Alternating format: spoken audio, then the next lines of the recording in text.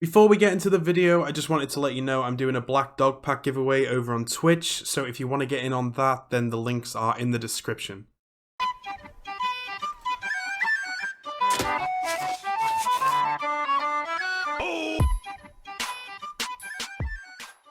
So, there are tons of world events that you can do, and when I say tons, I mean the 1 Ashen Lord, the 2 kinds of fleets, and the 3 kind of forts.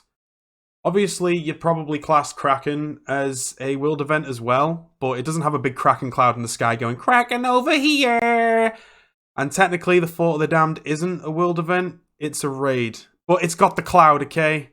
So, potato. And plus, if I'm going to talk about forts, it'd be rude to forget about the only fort that anybody has cared about until like a month ago. We all know what a world event is, and we have our favourites and our least favourites, but which one's actually worth the time and gives you the stonks? And which one's just sitting there like that weird kid at school who shoves crayons up his nose and eats glue? Ralph, are you eating your paste? No, Miss Hoover.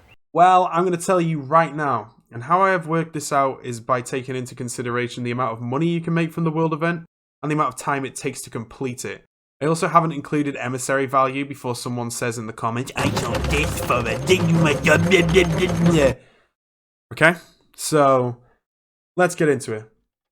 First on the list, or the bottom, I don't know. It's the Skelly Fort, which probably isn't a surprise to be honest. But the fort, Skeleton Fort, even though it can be done pretty quickly, the payout really isn't worth it in my opinion. With the contents of the vault selling for between 12,000 gold and 38,000 gold. You could probably do a merchant manifest voyage faster for more gold. Obviously Ashen vaults give a bit of extra money, but it's not that noticeable in the grand scheme of 38k. Next we have the Skelly Fleet.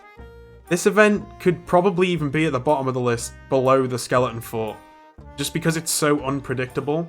It's got varying ship sizes, varying loot on the ships, and whether or not you can actually pick up all the loot determines how much money you're gonna get. By the time the loot from the first wave has actually emerged, you're already into the second wave, which makes collecting the loot a little bit difficult. If you can manage to scoop up all the loot, and they had the maximum amount of loot dropped by each ship and all the ships were a galleon, then you'd come away with between 20,000 gold and 60,000 gold. Not too bad if your RNG's great. Also not great if your RNG's bad.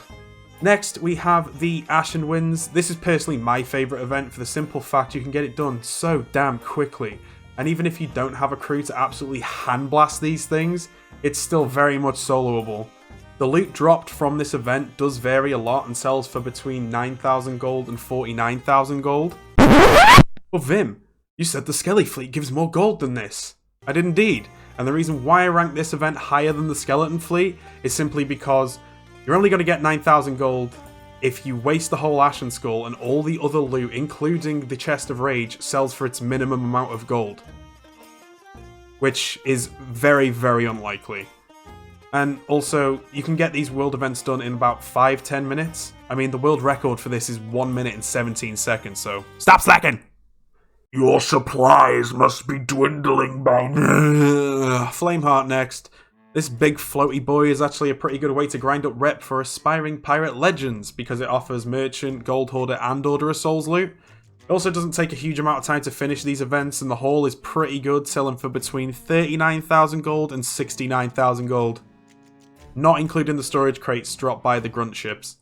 Of course, this is only if you destroy all of his flagships and pick up all of the pieces of loot, which, unlike the Skeleton Fleet, is a lot easier because the ghost ships just circle Flameheart's big fat noggin instead of circling your actual ship. Last two, and we all knew it was going to be these last two here. Like, come on, seriously. So, next up is the Fort of Fortune. Yeah, nah, I was kind of surprised too. I'll explain why now, as best I can, anyway. The Fort of Fortune is shiny and new-ish, and it's got Athena loot, which means that the loot sells for marginally more than normal non-Athena loot. Yay. But you also have to fight a ton of skeleton waves with captains, 3 skeleton lords, and an Ashen Lord. It just takes so long. The loot in the Thoth Vault sells for between 55,000 gold and 130,000 gold, so it's still better than dealing with Big Red, even if it takes triple the time.